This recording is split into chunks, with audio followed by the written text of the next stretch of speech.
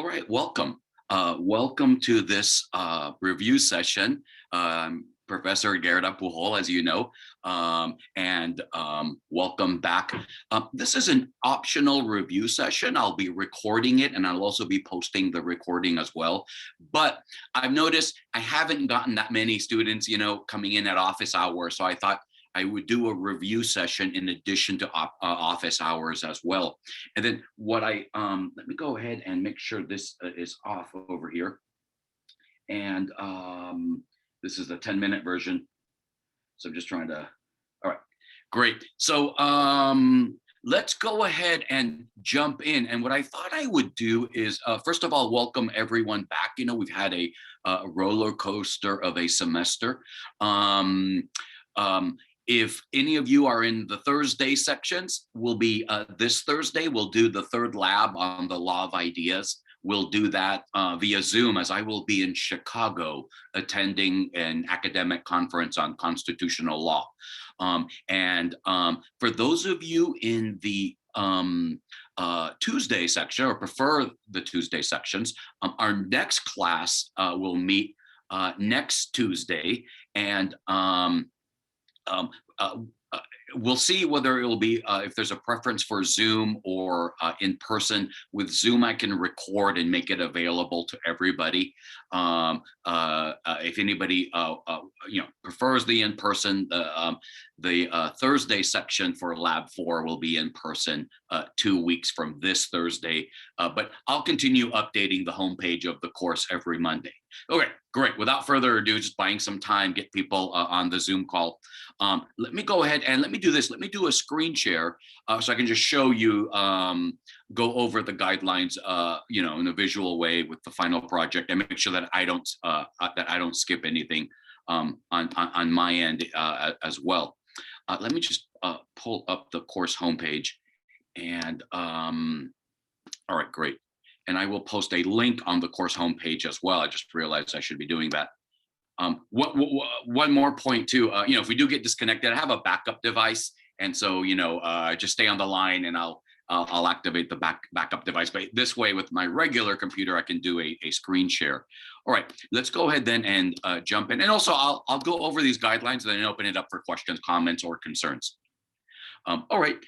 Good. I want to make sure we did not get disconnected there. I saw like a thing. It looks like we're okay. So I will be posting this final project here on the homepage. Oh, it is here. It is here. Okay, great. You can also go into the modules. I think there's a special module devoted to the final project. It's the top module. But it's just this one link. It's just the guidelines. I think so. Let's go over the guidelines, and I always make tweaks and modifications each time. And let me get my glasses, by the way, so I can see my reading glasses, so I can see this. Yes. Okay. So let's get started just with the background stuff, and then we'll do the substance of the final project. And notice the main thing. I've seen this already, a lot of activity in the discussion board. And so, if you're trying to find a partner, this is a group project. The reason why it's a group project is because this is what they're calling a real class, but it's designated RA, Reduced Seating Adaptive Learning, I believe, is the official name of the course. And we're supposed to be emphasizing group activities. I understand in a lot of the real courses, the group activities are taking place in the labs, and then you have a traditional final exam. The class, though, here voted for a final project, and frankly, I think it's just more fair, since we only have really 5 classes, plus that orientation that we had. So what you want to do is you do want to work in groups, between 2 and 4. If you're having trouble, maybe you've done a peer review on one of your discussion posts or academic activities. Does not matter in what section your group members are. They can be any section of the course. This is teaching this as a unified course. So just to make it easy for students to find other group members. So the idea is that will help comply with this new teaching, methodology the College of Business has adopted. And also I think the bright side, silver lining, is there's two of them. One is, you can divide the work. And number two is also, you get some, it is important to work in groups and teams in actual, quote unquote, real world, once you leave academia. That's an important thing. A lot of businesses, especially large businesses, that's very common. There, if you're having trouble, email us. I'm a little backlogged on the emails. I've had my teaching assistants help me, but I will be, and then I actually have a graduate class after this Zoom, but I will be addressing all the emails. If not tonight, then tomorrow morning, when I post the recording of this session. All right, the final project, for what I'll say more about it, it's a 4 to 6 pager. That includes the cover page and the bibliography. You can do more if you want, but you're not required to. The idea, I'm trying to make it compact, and when I go over the actual substance of the final project, to the point. So I'll do that in a moment. The deadline is the last day, official day of the semester is Friday, December 2nd. So that will be the deadline. That will continue to be the deadline. I was going to originally release the final project today, but I released it last week so people can start getting their groups together and dividing up, the different parts of the final project that we'll talk about.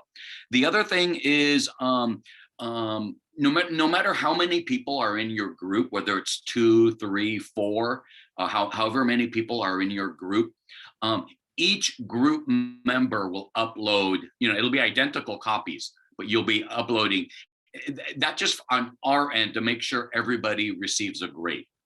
We grade, when we grade one final project, we grade all the members, but sometimes, somebody can forget to put a name or something like that. And this way, less chance we'll make a mistake in grading on my end, because I have a lot of these to grade. Then the format is, the main thing with format, I'm not a stickler on format. I just want to be consistent, whatever format you do use. The same goes for the bibliography. Like I'm not, this is business. This is more of a business, legal business project, not an academic, traditional research, you know what I mean? So I don't care if it's footnotes. I don't care if it's, just a, bibliography in your own style, I don't know which, what other professors, if they have a preference in terms of format. So I'll let you use whatever format you use. You can just, as long as you're consistent, what I mean? Any format is fine. We're not going to be grading you on the style, only on the substance. All right, so I think that part is fairly straightforward. Like I say, I'll open it up to questions, but let's go over and I believe the final project altogether, if I'm not mistaken, yes, it has 9 components. So it's that's going to include the cover page and the bibliography. So 7 components, substance, and then the cover page and the bibliography. The cover page is important, and the cover page, what you want to do there is either take a Zoom screenshot or use your profile pictures. Just, personalize your group project by having pictures of the group. It could be a sketch as well, whatever you prefer, and of the group members, and also, so just so we know who you are, and also your company logo, whatever company you decide.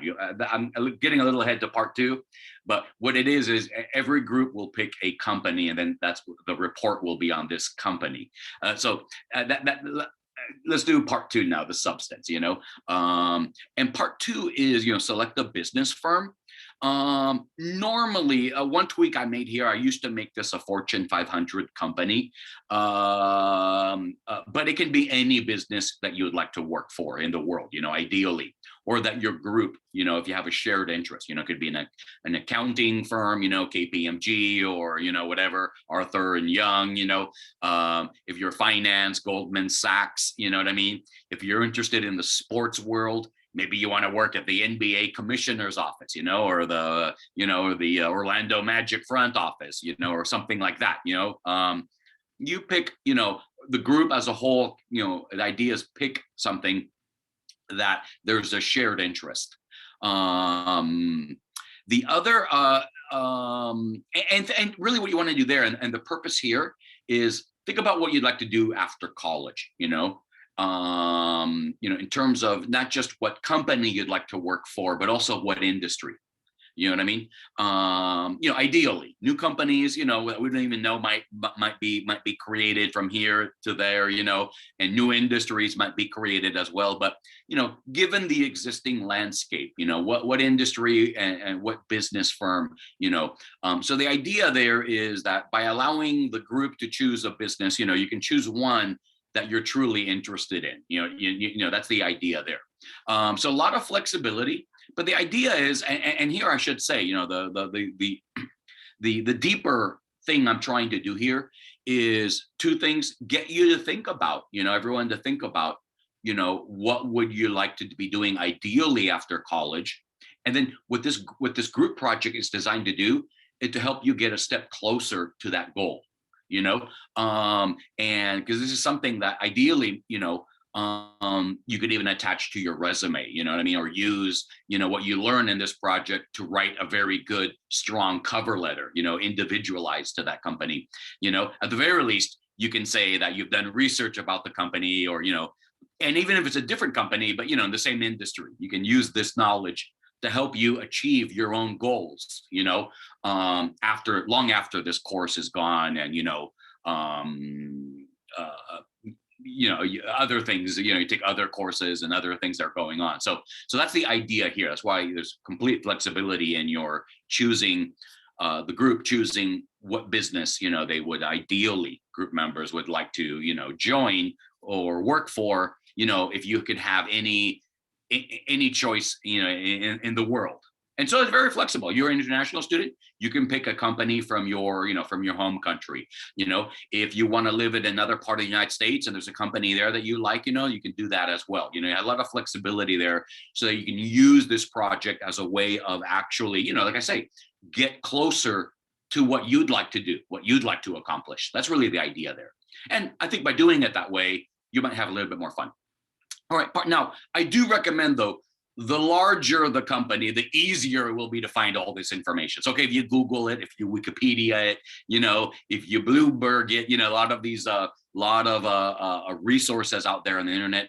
We'll talk about corporate governance in that last class that I'm going to be scheduling after we do Lab 4.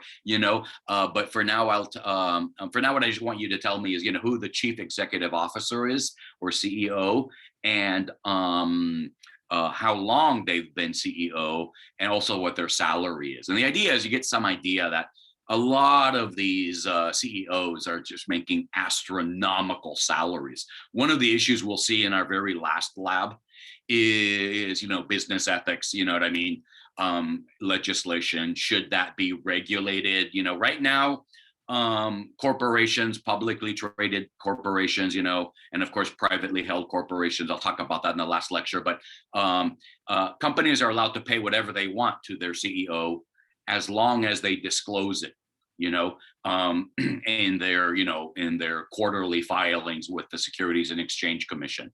So, but I want you to throw that out there, because that's really the apex of the business world, is where you run your own company or you run an established company, and you get some idea of the kind of money we're talking about here. The last part of the management team is there a chief legal officer? One of the things you're going to see is more and more companies, including Google and Facebook, for example. So we'll be talking a lot about technology sector in the remainder of this section, in this class, I should say. More and more companies do have a chief legal officer.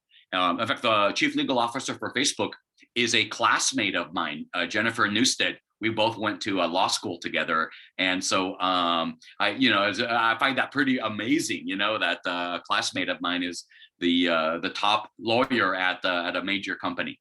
And that's just to see, not all companies do have that position, but more and more companies do. All right. The next part of the part 4.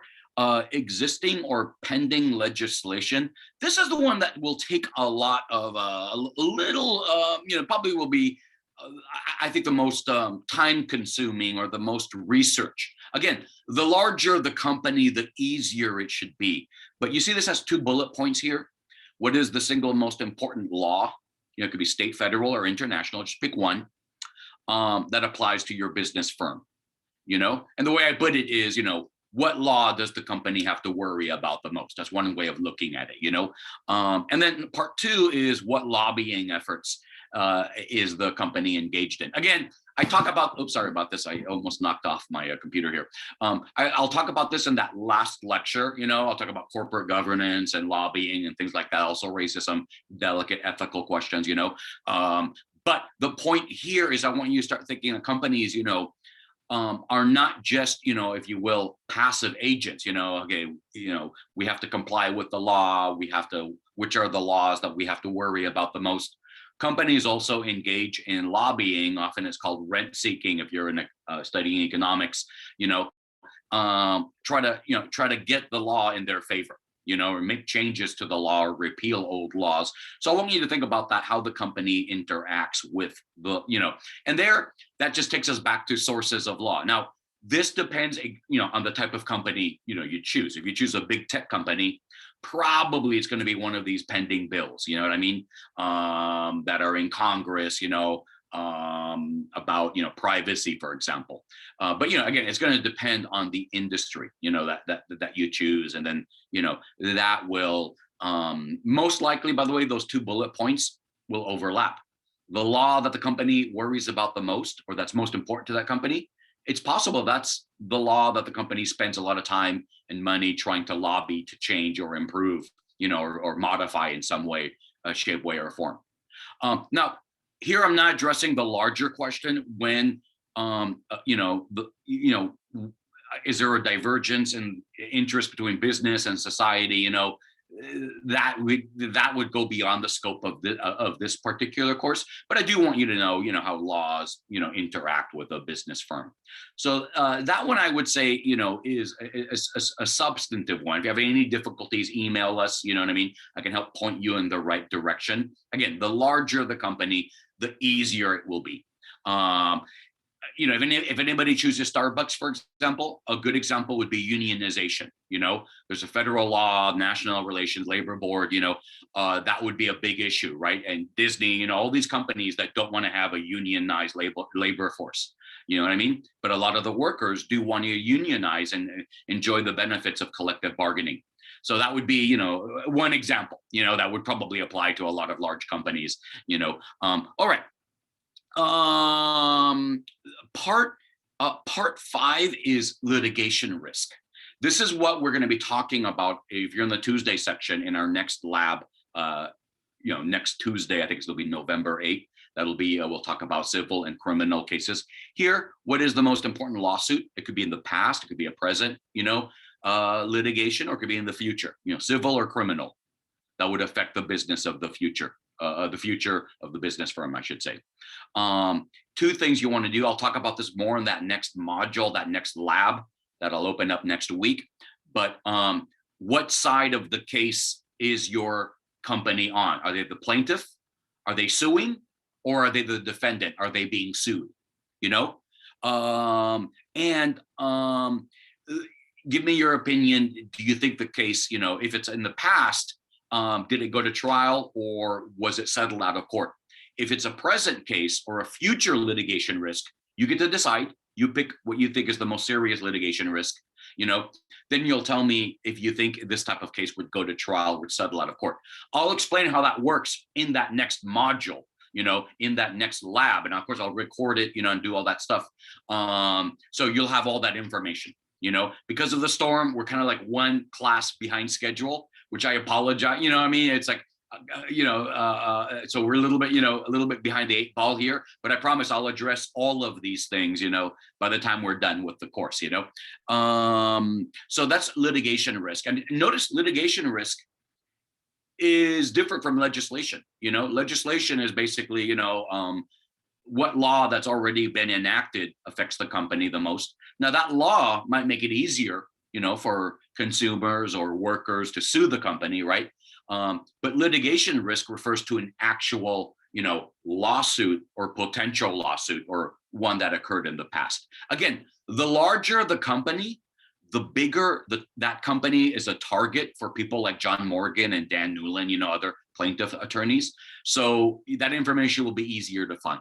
You know what I mean? Also, bigger companies will have good Wikipedia pages. Wikipedia, I find the quality is actually pretty good, and you'll have a lot of information there. By the way, litigation risk is something that all companies have, publicly traded companies, I should say, have to disclose in all of their filings with the Securities and Exchange Commission. That's why it's pretty important. Okay, part 6, we're now about 2/3 of the way through with this. Part 6, what you're going to do, this kind of goes back to the common law, but you're going to tell me what is the most important contract or contractual relationship the firm has.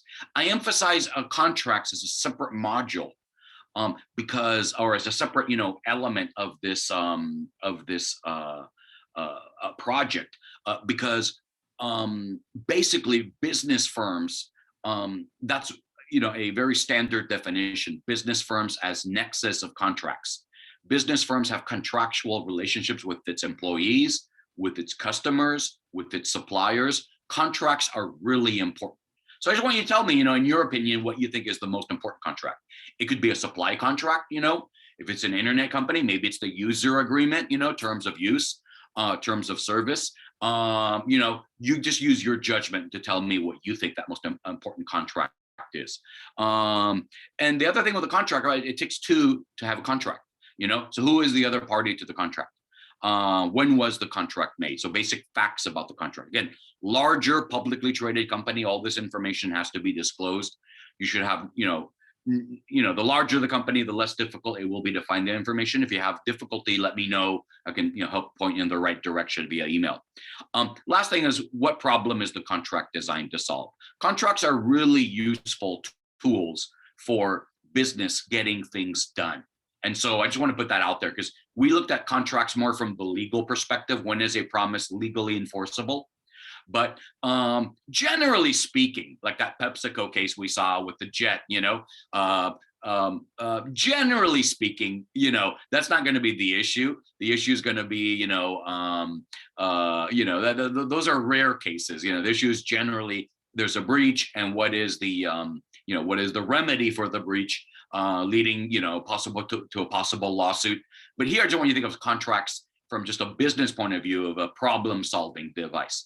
Businesses use contracts to get things done. All right, part 7 here. This is, I think, the lab that we just did. I just posted the recording a few days ago of this most recent lab. For those of you in the Tuesday section, and Thursday will be this week. But intellectual property, again, I allow you to use your discretion and judgment.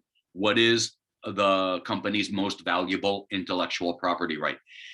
The key is, to get full credit here, you want to specify, what type of intellectual property. Is it a patent? Like we saw the Google patent. Is it a trade secret?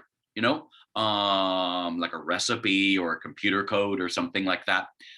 Or is it a copyright? A lot of companies in the entertainment business, entertainment world, could be a copyright, the rights to a song or the rights to a novel. Or is it a trademark? Is it a logo? For a lot of companies that sell directly to the public or via distribution channel, probably the trademark is going to be super important, but it could be a trade secret or patent. I just want you to start thinking about what really makes a company valuable is the intellectual property that it owns. So you tell me what the most important is. Again, the larger the company, the easier it will be to find this information. When did the company acquire the rights to it, and how did the company acquire the rights? The idea there is, when you could see some of these intellectual property goes back decades. In other cases, in terms of how, sometimes companies develop their own intellectual property through R&D departments. Other times, companies will license or buy intellectual property rights from other companies. So there's two ways of, acquiring and doing business with respect to intellectual property. I just want to, have that in there so that you see that when you research your company. Again, the larger the company, the easier that information will be to acquire. If you're having trouble, email us, and then I'll try to point you in the right direction. The next to last part, this goes to, because I will talk about corporate governance and business ethics when we do the very last lab, after we talk about civil and criminal cases in our next module, in our next lab. I'll talk about corporate governance and business ethics. And so there are a lot of things that companies now, there's the so-called woke, you know what I mean? There's BLM, there is climate change, right? There's all kinds of things going on. LBGTQ rights and Me Too. Companies are like with Georgia, voting rights laws. Some companies are weighing in on that. So you can pick anything, that you think your company, has affected your company. And different companies will have different, different social movements might affect that company differently, depending on what type of company it is. That's why I give you complete flexibility. That's not a complete list. That's just illustrative purposes, I'm sure there are things I've left out, you know what I mean? Like Free Tibet, all kinds, different kinds of movements, even international, you know what I mean? Animal rights, I could add to there, you know what I mean? All kinds of things.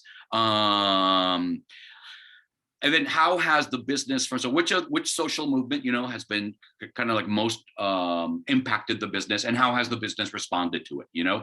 More and more business firms are in fact taking positions and, openly advocating for these various social issues. Whether that's good or bad, I'll leave that up for, each student to decide, but that's a reality that's going on. And that give you a chance then to express your opinion. Do you agree with how the company is handling it? Should they stay out of it completely, or should they be even more engaged? Maybe they're not engaged enough. Again, I'll talk about this when we talk about corporate governance, because one side of business ethics is, what are the social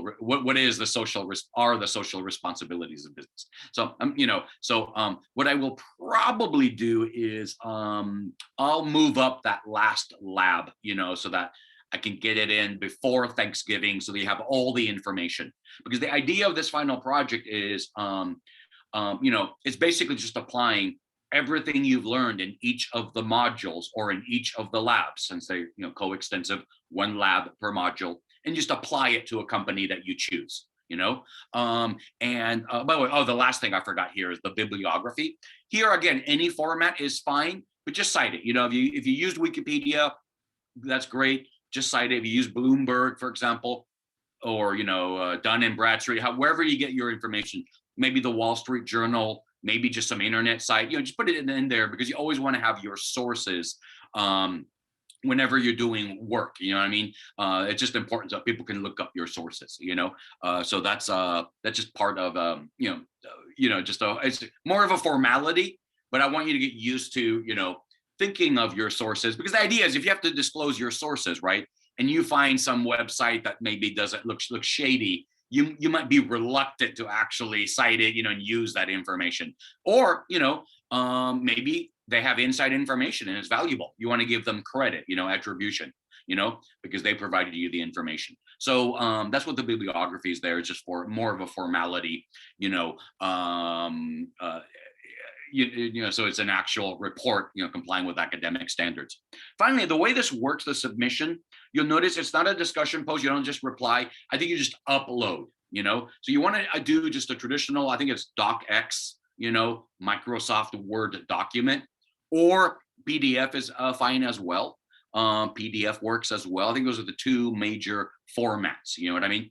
That you just want to upload. I think the way it works is, let me see here. Since I'm the instructor, it probably looks different from a student, but you'll have an upload option here on the bottom. And again, every member of the group should upload, their copy of the project. It'll be identical to the other group members, but the idea is that I don't want anybody to get a 0 just because we don't see, a project that's been uploaded, everyone will receive the same grade, you know what I mean? But we want to make sure everybody submits the project so that we don't make a mistake on our end. And you'll see it's worth 240 points. So it's the final third as well of the grade. What I'll do now is I'll end the screen share and I'll open it up to questions, comments, or concerns. You can also use the chat. Let me go in here. I forgot to invite my teaching assistant, so let me just go in the chat here. Oh yeah, use the chat to find group, to find a group member. Oh yes, this is a great point. Jessica Webb asks here. I'm not requiring that you have section headings, but I really should. That's so much easier for us to grade. So I might actually modify the final project guidelines to require. I mean, I don't want to take away points because you don't do it, but let me tell you the reason why you do want to have although I'm not requiring it, but the reason why you do want to have the section headings and just follow those bullets is because that way, so you get full credit.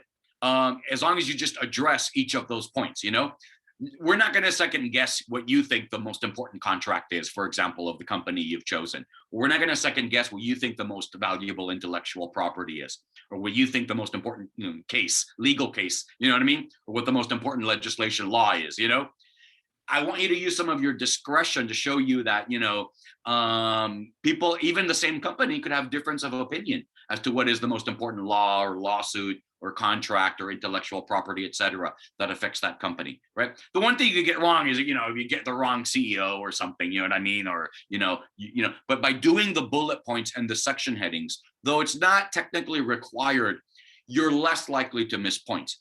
I notice most students where they miss points is if they wait to the very end, then sometimes a section is skipped, like the last section on social movements, sometimes the contract section is missed, and so, you're losing points just because, you waited to the last minute.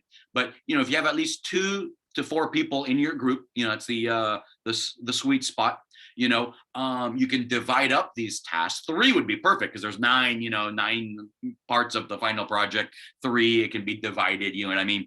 But even 2 to 4 works very well because some of the elements, in the final project require more research than, they all require a fair amount of research, but finding out who the CEO is and the cover page and the bibliography, that's more tedious work.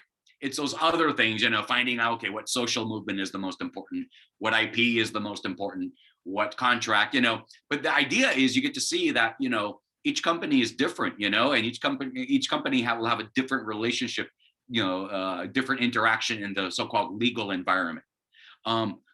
So yes, let's go in here to about the Bonnie's question. Do you want an introduction and conclusion? Yeah, you know what?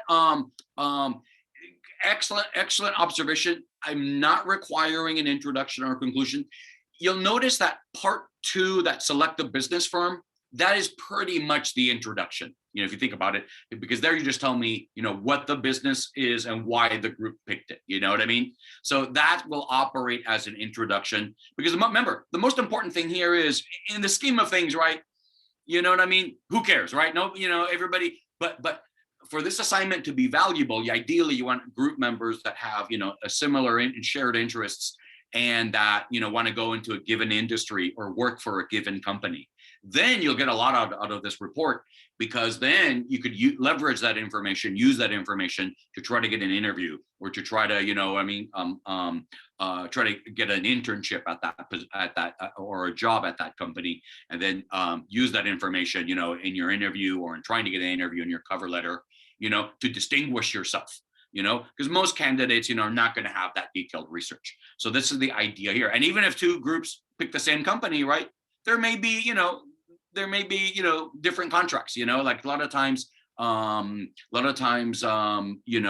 Disney will be chosen because a lot of students already work at Disney as cast members. Some will say that maybe the employment agreement, because the cast members are so important for the Disney experience. Others will say, like Disney's, when Disney acquired, Lucas, the rights to Lucasfilms, to Star Wars, Others will say when Disney made the deal with, I think, Marvel, comic books, so it's like, oh, that might be universal. But the point is, people can have different opinions of what the big contract is, or the big lawsuit is, but the point is, more about that company that you can achieve your goals. So yeah, great question there. Let me make sure I've addressed all the questions here. So yeah, a conclusion would be nice. I might actually include that in the future. Actually, part 10, that's actually a very good idea. Have a conclusion to tie it all together. But I'm not going to require that just because I've already released it. But that's actually a great idea. And, you're always welcome to do more. But if you don't have a conclusion, I won't take points off. It's just those 9 things that, that's the only way you can lose points. Now some of you may choose to work by yourself. I'm saying this mostly for the recording as well. There is a penalty, basically it's going to cost you one of your sections, you know what I mean? 30 points. That's reasonable. You can still do very well. You can still basically get an A, right? Because if you do the math, 30 points out of 240, right? You're still in, A minus to A range if you do everything else perfect. But you have to do then everything else perfect. You have less wiggle room. So the idea is I really, because of the format of the course, I want to encourage students to work in groups and provide an incentive, you know what I mean? But, if for whatever reason, you know what I mean, you do have that difficulty or that preference, there will be a cost, but it's a modest cost. And if you're careful, do everything and do all 9 parts correctly, it shouldn't be an issue. It shouldn't be an issue. It's a little bit of a risk, but it shouldn't be an issue as everyone now has plenty of time. I think today is November 1st. So we still have a full 4 weeks and 1 day, before the project is due. Okay, great. Any other questions, comments, or concerns? We did go a little bit over. I thought it would be half an hour. All right, wonderful. I think then that will be it. I will pretty much conclude. I'll stay on if anybody's shy or anybody has, any additional comments or concerns, but I will then stop the recording. All right, goodbye to all.